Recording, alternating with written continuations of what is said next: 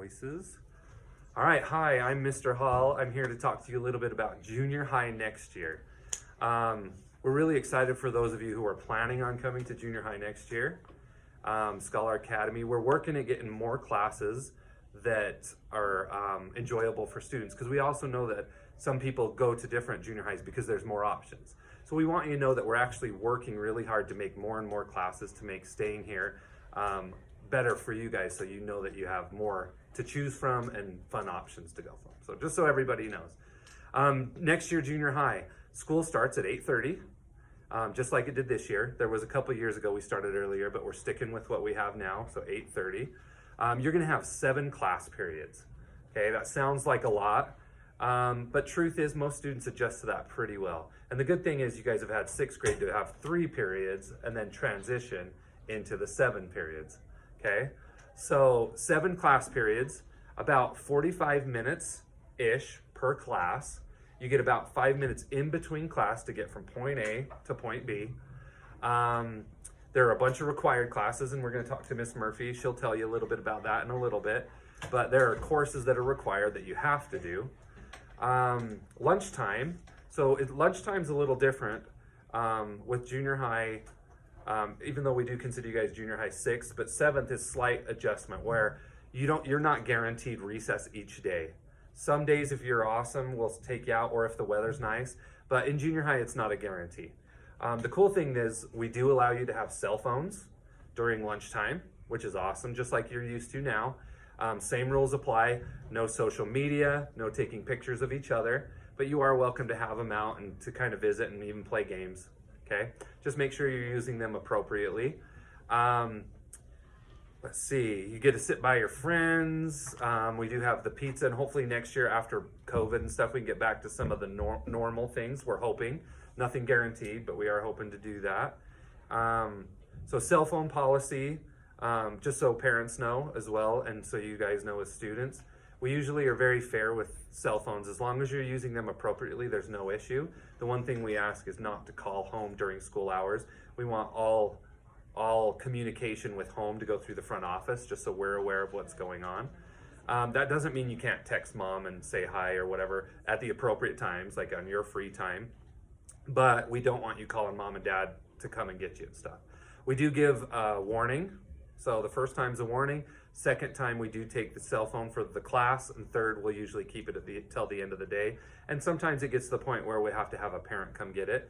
And there always is that time where something happens and we may have to step up and take more advanced precautions if something more intense happens, if that makes sense. But that doesn't happen very often. So Miss Gailey's here. Yeah, and we'll just continue on together, guys. So a little bit more with the classes and the passing time in between. So just so you guys, just so you guys know, there is about 4 to 5 minutes in between your passing, like in between your classes, where you can go to your locker, you can go to the restroom, you can, visit with your friends briefly, but there's just a short amount of time for you to do that. But we are a smaller junior high, so you should be more than able to get to and from your classes without too many problems. It's really important that you guys are on time to your classes. Over time, those tardies will accumulate, and Mr. Hall is in charge of the attendance policy, and he will be enforcing that with you guys if you guys are having too many tardies in your classes. Another part to that, how many of you guys are familiar with the attendance policy? Okay, so here at Scholar, there's the attendance policy that if you miss 25 days, you are considered to be retained, which means you would be looked at to say, did you miss enough school that you would have to repeat the 7th grade or whatever it might be. So just want you guys to be aware of that. It's really important that kids are in school, and we have found that ever so true this year, that you guys are in school and you guys are diligent in getting to your classes and those responsibilities that you have. I'll jump in a little bit with carpool too. So this year, how we've opened both the front and the back lot, we are going to continue with that next year. I think it did a good job with just flowing people through the parking lot and making sure that everybody got to where they needed to go. We will not do an early release next year. We're not going to have some kids out at 2:45. Everybody will be out at 3 o'clock at the same time next year. Let's see, fees. So there's been lots of questions about fees. So the fee schedule will be posted shortly. It is the same fees that we did this year. They will be the same fees for next year. Part of your fees include your activity fee, and that's where you're able to attend all the activities that, you know, Scholar promotes and has. We are looking at some other ideas for some different activities for next year, and we'd love for our student council to help give us some of those ideas as we're moving forward. I see Tanner over there really excited, like I can do that. Okay, so that is really awesome. If you guys will help even give us some ideas, even if you're not on student council and you have a great idea for an activity, we'd love for you to share that with us. We'd like to do some more nighttime activities as well, where we do more things here at night and really make it exciting for you. Another part of those fees is your PE shirt. So your PE shirt, everybody within 7th or 8th grade, you have to have at least one semester of PE, right, Miss Murphy? So it's one semester of PE, and you're going to need to order a PE shirt. We will have those order forms for you that first week of school back, and you will go ahead and order that. Some kids have bought 2 shirts just so that they have one that they can have here clean at the school, and when it gets dirty, they can take it home and take their one at home that's clean. So that's something that's an option to you guys. If you want to buy more than one shirt, that's totally fine. You'll have fees in your Spanish class, your CCA class. You will have fees in your science class, and I know there's a fee in art, but just so you know, our fees are considerably lower than what the district schools are around us. So just, you know, that's a kind of a bonus to you guys with regard to having your fees paid. Let's see, I'm gonna have Mr. Hall talk a little bit about advisory, ZAP, and credit recovery so you guys understand that part. All right, so a lot of the students who've been here, at least this last year, are familiar with ZAP. ZAP stands for Zeros Are Not Permitted. At Scholar, I want you guys to know from here through junior high, we expect students to do their best work and to be turning in their assignments. Because of that, we started a new program this year called Credit Recovery. And what that means is if you happen to fail a class and maybe not get a high enough grade to pass that course, you still are required to go back and take it, whether it's after school or in the summer. We have students that are doing that as of right now. So we just want every student to understand we want the best for them, we want their best work, and we want them to accomplish the tasks that the teachers have found to help them get the education they need here. So just keep in mind, if there is a chance you fall behind in a course, you are required to recover that credit after school or possibly summer school. This year it was free with COVID, partly because of how many challenges we had this year, but we are considering doing a $30 fee for that because it's difficult to have a teacher stay after school to do that and to organize those courses. So just so everybody's aware, make sure you're doing that. We're still not 100% sure how we're gonna make that look for ZAP, but we are at junior high, it's kind of cool. Every Wednesday you'll have an advisory time. What that means is they take your 7 classes for Wednesdays and they kind of shrink them. So instead of the 45 or so minutes, they're now like 25 minutes. And that gives you a big chunk of time in the morning where you get to work with a teacher to find out what grades are missing, talk to teachers about missing assignments, and once in a while the teacher will give you kind of a lesson on behaviors and things that'll help you to be successful. So just so everyone's clear on that we have advisory days, and that's kind of like ZAP, kind of what we've done where that's kind of a work study time to make sure you have some time to stop, think about what you need to do, and get caught up on the assignments going on, okay? All right. One thing that I just thought about was the student of the term, and I do kind of want to talk to you guys a little bit about that. This is a time where we get to really sponsor and highlight the students that are really diligent in accomplishing the things that the teachers are asking of them. So we will have student of the term each term, where at the end of the term the teachers will nominate 2 or 3 students within their classes to come down and celebrate with us. Outside of this year, in the past we have had parents come and we give you a certificate, we talk about why you were nominated, and we get to have just some refreshments. So we really encourage you guys to do your very best to be a part of that. It's it's something that I feel is important to recognize you guys for your hard work, because we know that you guys are working hard. We know that our students do well, and we want to just make sure you guys know that we appreciate that and that we want to highlight you for that. Now I'm going to turn the time over to Mrs. Murphy, and she is going to talk about course selection and how you guys will go about doing that. If you guys have any other questions, you're more than welcome to come ask any one of us, and your parents are also welcome to email us or call us at any time.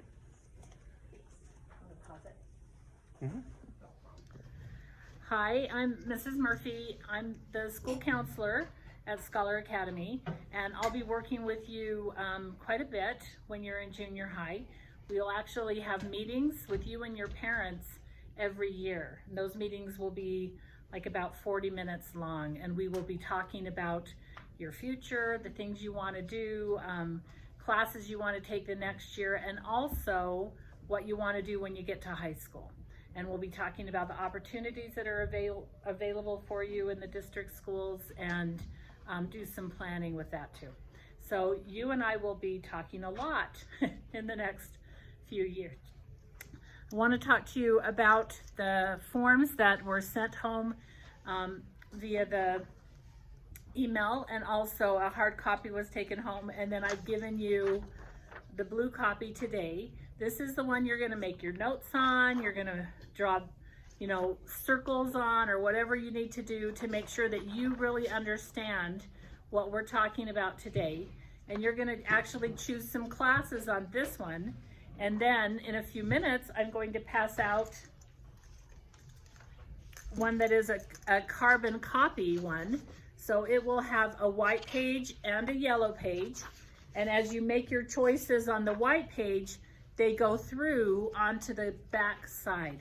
So we're not going to do any marking on this paper at all in class.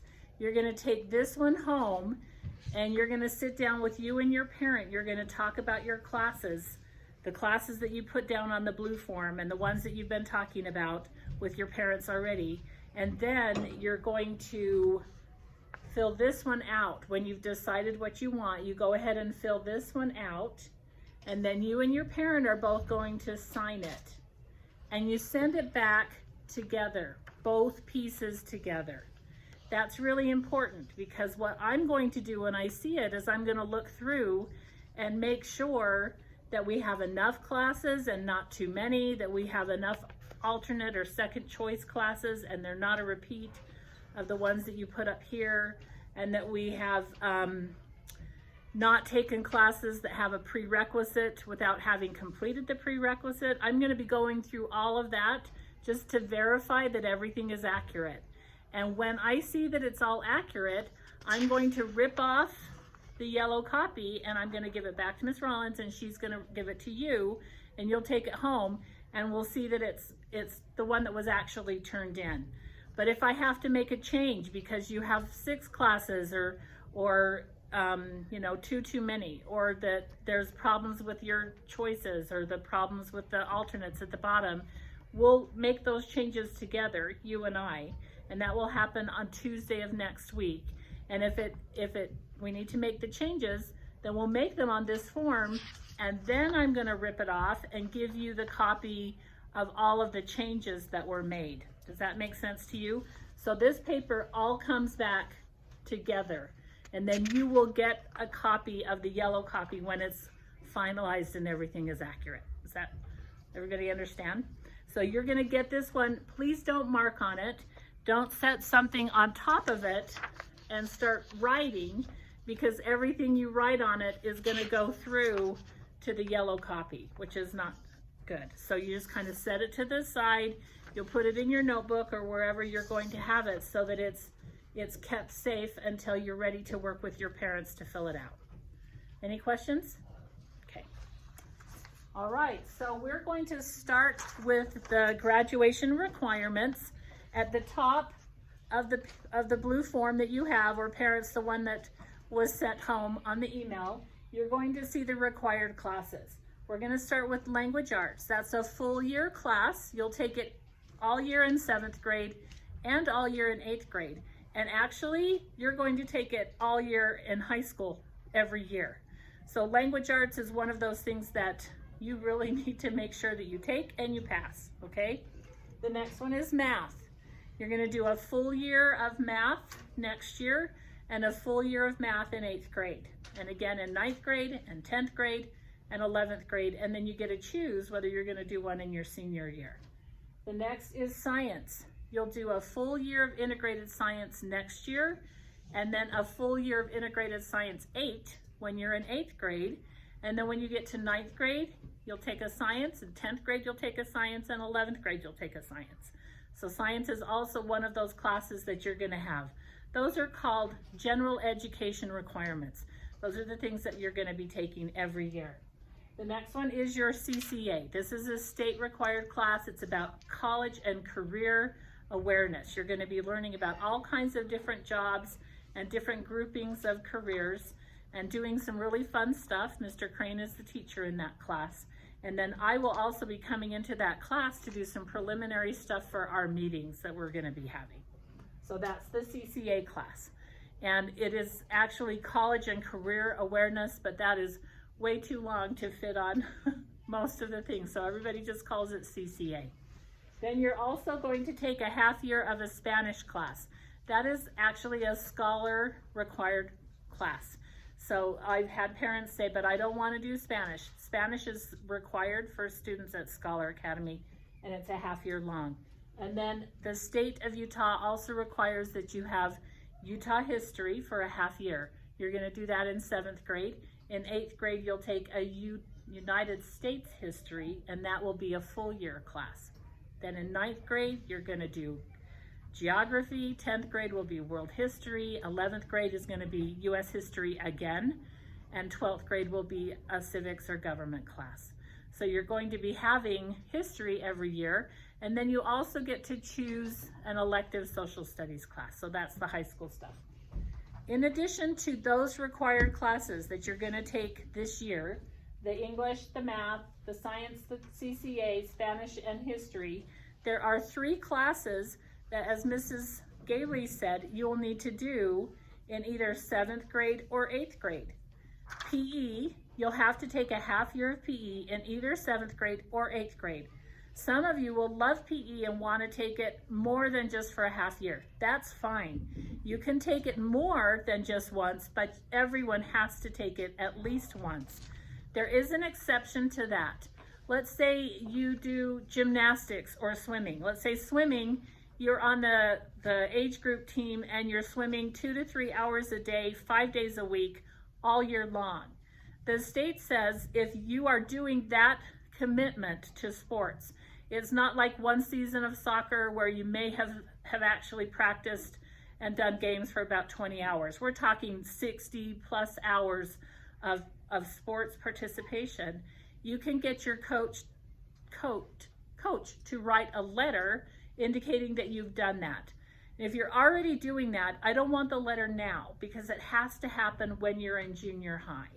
So you would give us the letter at the end of 7th grade, and that will count for that PE participation in junior high. And you would not have to take a PE class in addition to swimming for 3 hours a day. Does that make sense? Any questions about that? Okay. Then there's also a health class. It's Health Education 1. It's a half-year class. You'll take it either in 7th grade or 8th grade. And you'll have a fine arts credit that you need to do in either 7th grade or 8th grade. Everyone will be taking those 3 classes sometime in junior high. The choice you have to make is, are you going to do it in 7th grade or are you going to do it in 8th grade? And that's what we're going to be choosing today with the blue sheet. So we're going to start by looking at the blue sheet. Your very first class that's listed there is language arts. Parents, I'm going to hold this up. You will see that when you get the white and yellow copy, you're going to have an F. Like this one is marked under this class right here. Right there. And that indicates that Mrs. Fate said that you should take either honors English, the regular level of English or language arts, or Mrs. Fate and Mr. Young decided, because you are a Mr. Young student, you have an IEP, that you should take the resource level of English. So that will have been chosen for you, the placement level. Parents, if you are not agreeing with the placement level that has been chosen for you, what you need to do is you need to send an email to the teacher and copy it to Mrs. Gailey. So the three of you will be part of that conversation. You, the teacher, and Mrs. Gailey will talk about placement level and decide if the placement level should be changed for your student. Otherwise, the placement level that's on the form is the class your student's going to be in.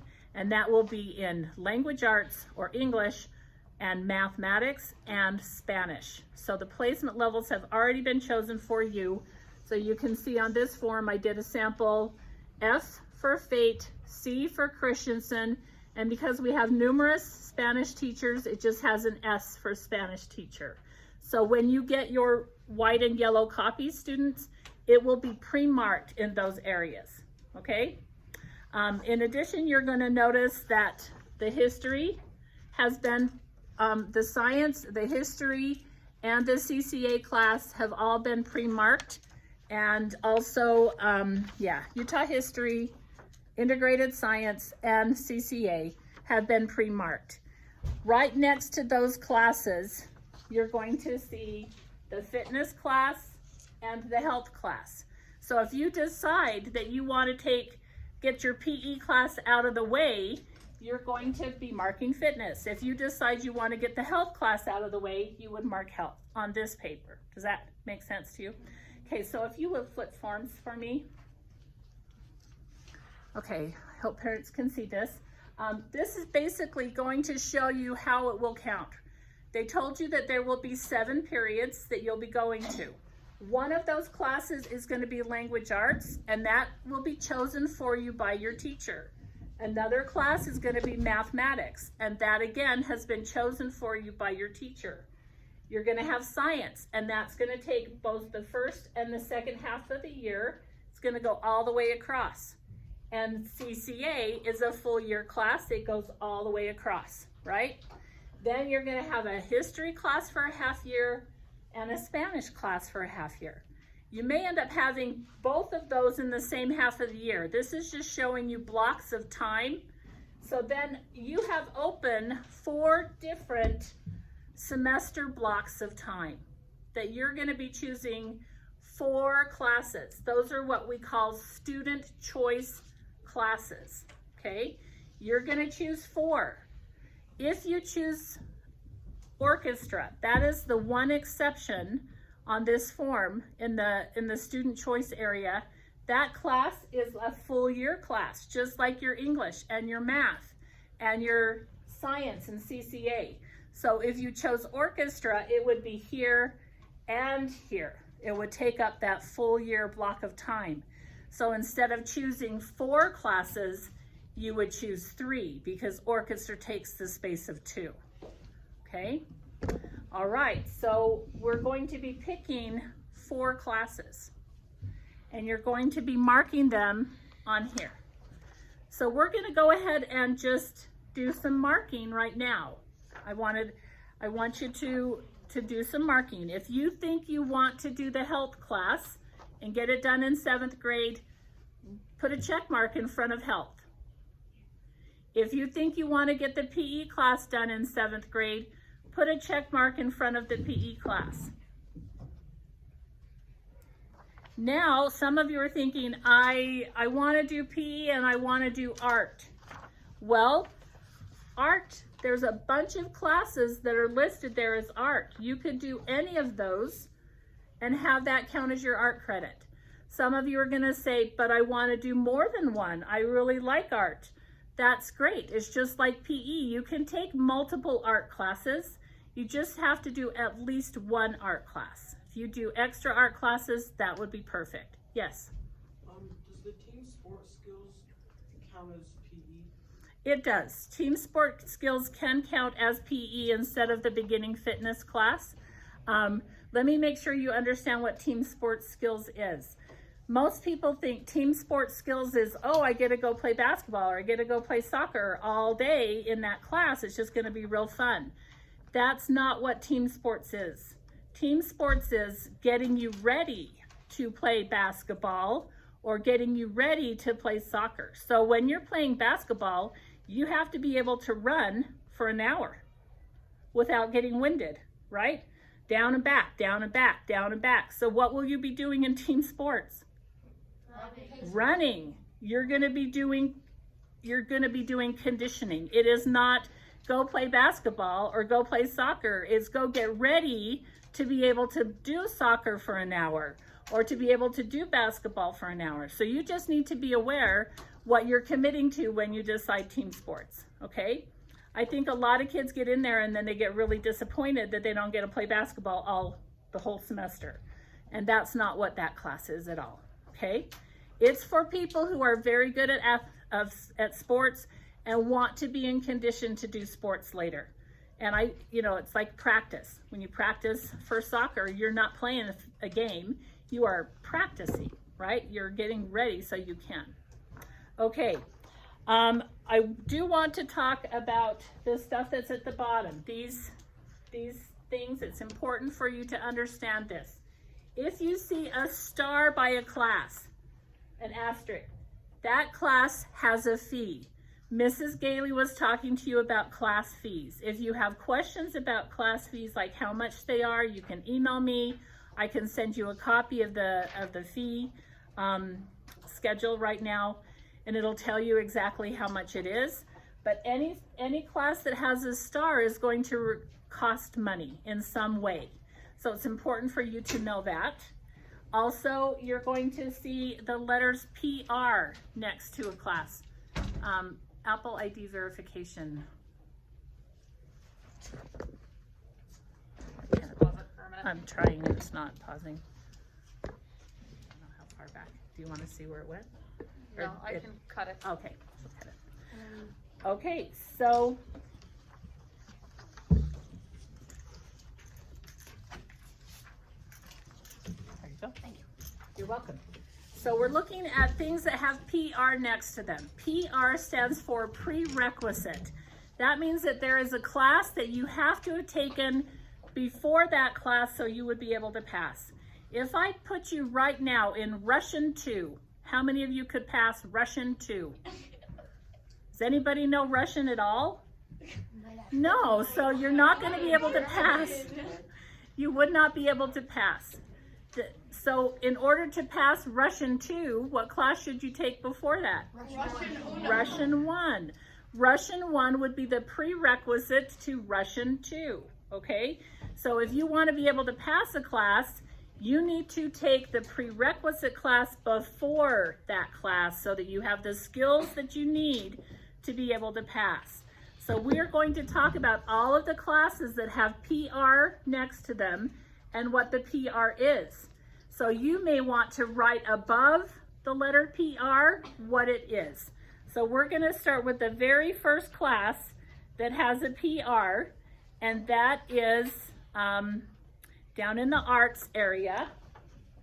We'll look down here. We've got chorus. There's no PR listed there. Next to chorus is art foundations. There's no PR listed there.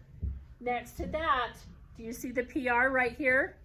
So the class is Advanced Art Foundations. Who can tell me what they think the prerequisite would be for Advanced Art Foundations? Yes. Yeah, exactly. Art Foundations 1 is the prerequisite for Advanced Art. So if you won't remember that, make note of that, okay? Going to the next one, Theater 1. Do you see a prerequisite sign? No. No, but what about Theater 2? Yes. So what is the prerequisite for Theater 2? Yes. Theater 1. Theater 1. Did you go over this? But their Spanish has a PR. Spanish B, all the way up there. Yes, the Spanish B has a PR. You're going to be placed up here in Spanish by your teacher. If your teacher says that they want you to take Spanish 1A, you can choose as one of your classes to do the next level and have Spanish for a full year if you want. So then that's when PR comes into play, because you need to have had Spanish 1, if that's where they placed you, then you could choose to do Spanish 1B. Does that make sense to you? Okay, another Spanish with a PR while we're talking Spanish is down here, Advanced Spanish.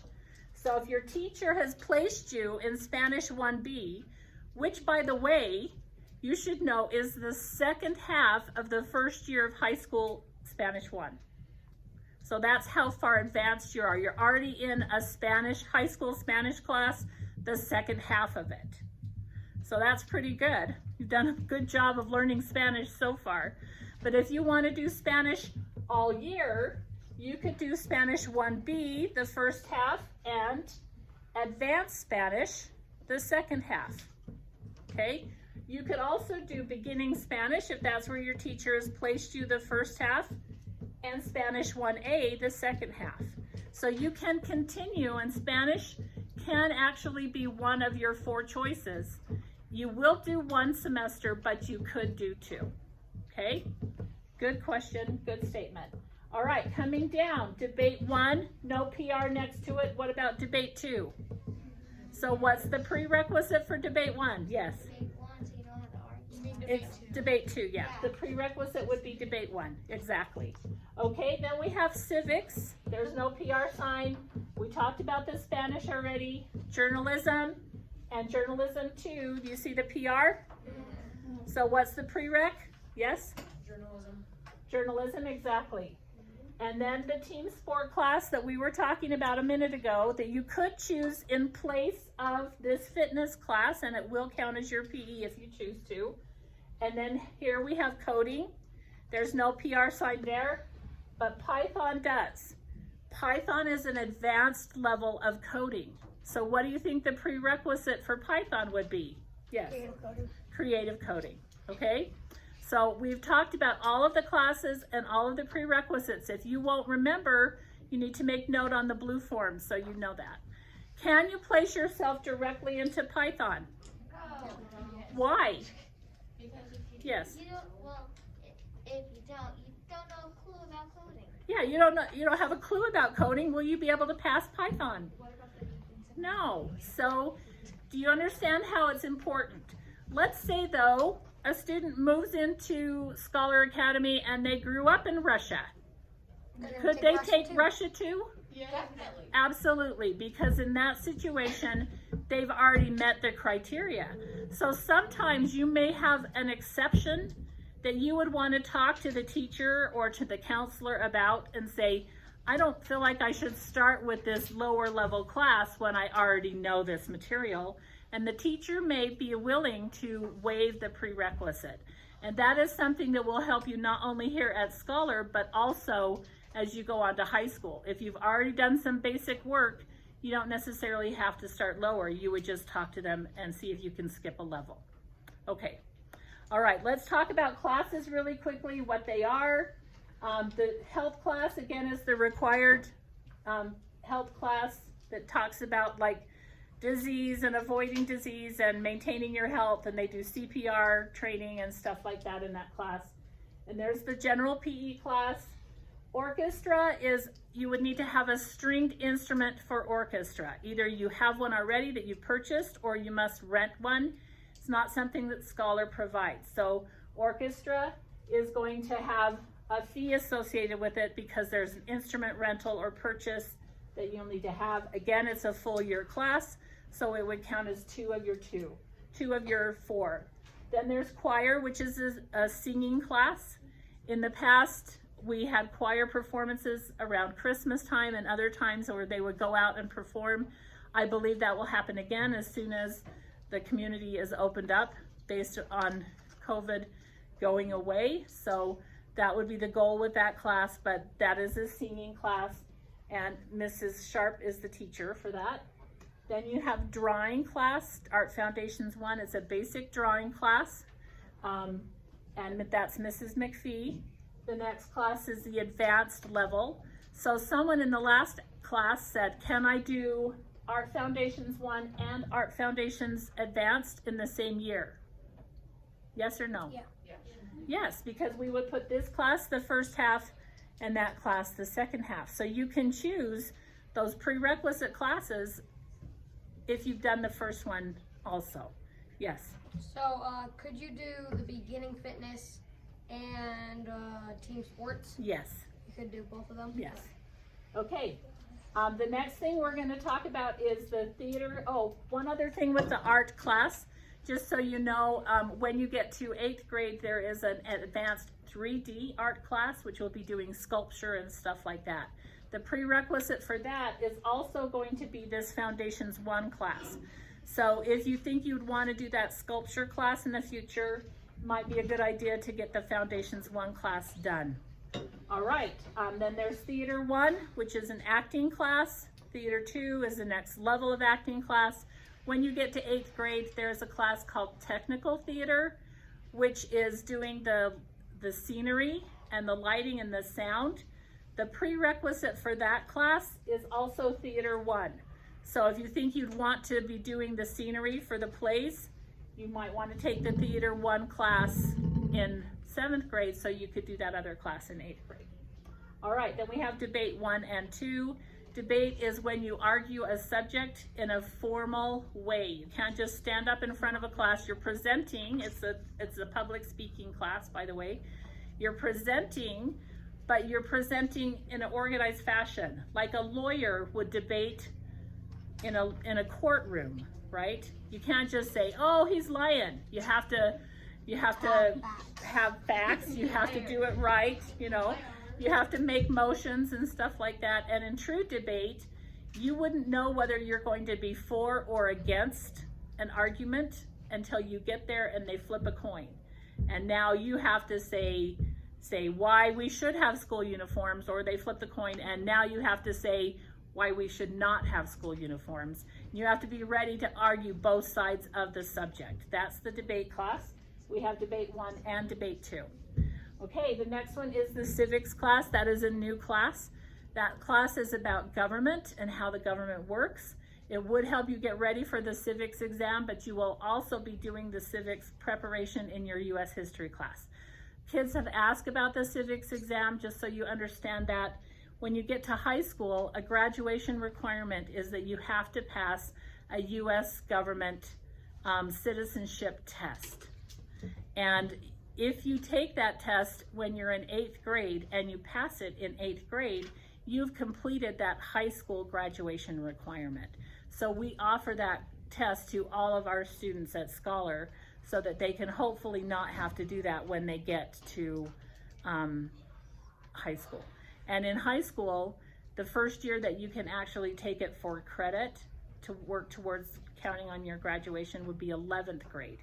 But they'll make you study it and practice it in 9th grade and 10th grade and 11th grade. You'll keep practicing that. Okay, so that's the civics class. Then next to that is the advanced Spanish that we talked about before. Journalism is a writing class. You're going to be writing for like newspaper articles and things like that. And they also do the yearbook in the journalism class. So there's Journalism 1 and Journalism 2. Yes. Okay, then you're gonna see the team sport class that we've talked about. The coding class is computer programming. Mr. Crane is the teacher on that one. Oh, also teachers, so Art Foundations is McPhee, Theater is Sharp, Debate is Nelson, Civics is Nelson, Advanced Spanish is Arcelanian, Journalism is Arcelanian, Team Sports is Flores, Coding is Mr. Crane, and Python is the advanced coding class. That's also Mr. Crane. This class, this one right here, has this sign, which is listed right here. It says you have to have an IEP to take that class. Some of you are saying, I don't know if I have an IEP. You would know if you have an IEP. Mr. Young would be your teacher for part of your day. If Mr. Young is not your teacher, you cannot take that class. It is reserved only for those students, okay? All right, so that's the classes, and you're going to choose 4. Now this is where everybody gets confused. I wanna make sure you understand. These are the ones you want. You put check marks like this, or any kind of mark on here to indicate you want that class. How many are you going to choose? 4. What if I choose health and PE? How many do I have left? 2. Because I can't choose health and PE and then 4 more from down here. It's a total of 4 that you are choosing. Health would be 1, PE would be 1, art would be 1. So if you chose to do all 3 of those requirements, how many student choice classes do you have left? 1. Good. Now, these classes down here, this has nothing to do with this. These are the ones you really want. These classes are if you can't get what you want. Oh, okay. What else would you take? So let's say only 2 students sign up for a class. Mrs. Gailey is going to say, I'm not going to run a class for 2 kids. So both of those kids, they get a different class. That one is pulled out, and I pull a class in from down here. Okay? Or let's say every single 7th grade student signs up to do coding. Well, Mr. Crane also teaches CCA for 3 periods, and he teaches digital literacy for 3 periods. So he has room for 2 coding classes. Can we get all 78 kids into 2 classes? No. So what happens to the majority of the kids that signed up for coding? Have to pick another. They don't get it, and what do they get instead? There are other ones. One of the ones they listed down here. What if I put a check mark in front of coding, and then I write coding? No. Yeah, if I can't get coding, I really want to take coding. Yes. No, it doesn't work that way, right? If there's a reason you couldn't get it up here, it's still not going to fit in down here. These are going to be different classes, not ones that you put check marks on. Any questions? Yes. Okay. You have a question? No? Okay. So you're going to write in the names of your classes that you would take as a second choice or a backup plan, and do it in order of preference. First choice, second choice, third choice, fourth choice. I will try to get you what you want. I will look all around. I'll move all of your classes if I need to try to get you your first class. If it didn't fit, I'll try the second. If it didn't fit, I'll try the third. I'm going to try to get them for you. If you don't list anything, does that mean you'll for sure get coding? No, what that means is, who gets to pick what class you go in? Me, and how well do I know you guys? Not very well. Not very well, right? And so what I will be doing is I'll be saying, oh, looks like there's an open spot right here in 3rd period, 2nd semester. What do I have? Looks like they're taking advanced Spanish, right? Because that's what I have open. I will move stuff around to get you what you want if you tell me what you want. But if you don't tell me what you want, you get what I have open. Okay? Any questions? Okay, so these are really important, but they can't be the same classes. They have to be separate choices. Yes? Just a quick question. How many, have you ever had a time where like one class isn't open and then the other 4 choices that aren't open as well? Yes. So his question is, what happens if I can't get one of the ones I want and none of my alternates fit? I'll probably call you. That's what I would do. And I'd say, this doesn't work. None of your alternates work. What do you want? This is what I have. Which one do you want? If I can't get hold of you for some reason, I try calling and it doesn't go through, I may put in a class and then we would change it when you get back. But it's important for you to put in your alternates so that we can get you what you want. Yes? Are these like electives that we're filling in, or do we fill in also language arts, math, and Spanish? Your language arts, math, and Spanish will be pre-marked for you by your teacher. Okay. So you don't have to fill those in. The You're only putting in the four classes. Yes? What if on your alternates, what if, like, say I want to do creative coding, and then for one of my alternates, can I choose something for 2nd term only? You could choose like Python. For like 2nd term? Yes. Yeah, I don't know. Yeah, you could put Python on as an alternate if you have chosen creative coding up here. But if you just list Python down here and coding has not been one of your Then you choices, probably can't take then I could not give you Python, right?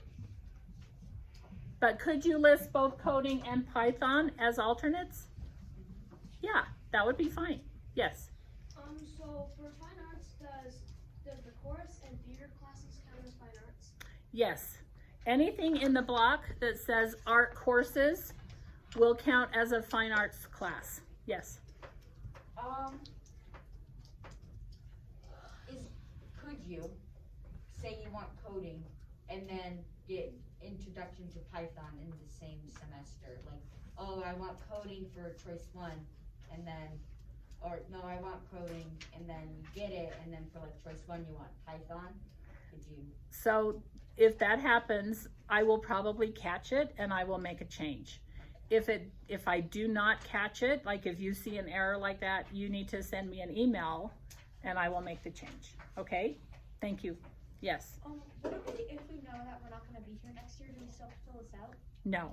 So if you know for sure you're not going to be here, you do not need to fill out the form. If it's even a remote possibility that you may be coming, like for example, you think you're going to be moving, but you're not absolutely sure you're going to move, I would fill out the form and get classes. I can always take you out of classes, right?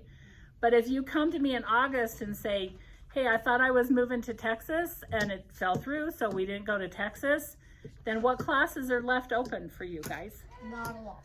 The ones that didn't fill up, right? And so it's important for you, if you think you might come to Scholar, then fill out the paper, okay? If you absolutely know I'm not going to Scholar next year, then don't do it. And right at the top, I mean, I shouldn't have given you a paper if I knew you weren't coming. If you get a paper, that's probably because when I checked yesterday, we didn't have a record that you were not coming to Scholar, and your parent will need to contact Scholar's office and tell them that. Okay, so really quickly before I'm going to answer questions again in just a second, but before we turn off this parent presentation, I want to make sure everybody knows what you're going to be turning in. You're taking home the blue sheet that you've made your notes on and you've chosen classes on. You're going to take home also the one that's been marked for you. It's white and yellow. When you get home, you're going to talk to your parent about the classes on the blue form. You're going to decide, yes, I want to take those classes. Your parents are going to be in agreement. That's when you mark the yellow and white form. At that point, you will sign the bottom. Both you and your parents sign the bottom. That is then going to come back to Miss Rollins. She's going to give it to me on Tuesday or on Monday of next week. I'm going to go through them all on Monday.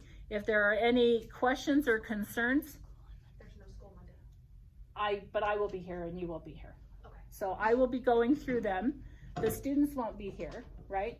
Then I will give them to you, and then you will, the ones that are already done, you'll just pass back. If they're not right, I'm going to come here on Tuesday to your class and pull the kids out and say, this wasn't right. So they need to bring them back by Friday. By Friday would be great, please. Yes, thank you. Yeah. I have a question, like, so, for example, if you got, like, the honors language arts, but that class is full, like, the teacher... You will get the core classes. The core classes will be in your schedule. So if you are placed in honors English and that conflicts with orchestra, it won't, but if it did, then I would put you in honors English before orchestra, right? So you'll get your core, and then we might change your other choices, but not your core choices. You'll get all of those. I know that, but I mean, like, that one, like, has half the grade, but, Yeah. but all the other ones are, like, empty. What would you do? Because, I mean, like, having this class with, like, so much kids in it. If they all like test high for the scores and they all get into honors, Then Right. I would run 2 classes of honors. Yes. What is the Aspire number, like your lunch number? Yeah. Yes. Okay. Yes. and then put our name. Can we put our name Yeah. on top? So for your classes, you want I don't. after the name of your class or the number in parentheses? The question was, and it's an excellent question, When you're writing the classes at the bottom, do you put the name or the number? I would appreciate the name. Put the name of the class. Unless your handwriting is horrid, then put the number, and maybe do both, because between the two, I might be able to figure it out. Okay. Otherwise, I'll probably be calling you. All right, thank you.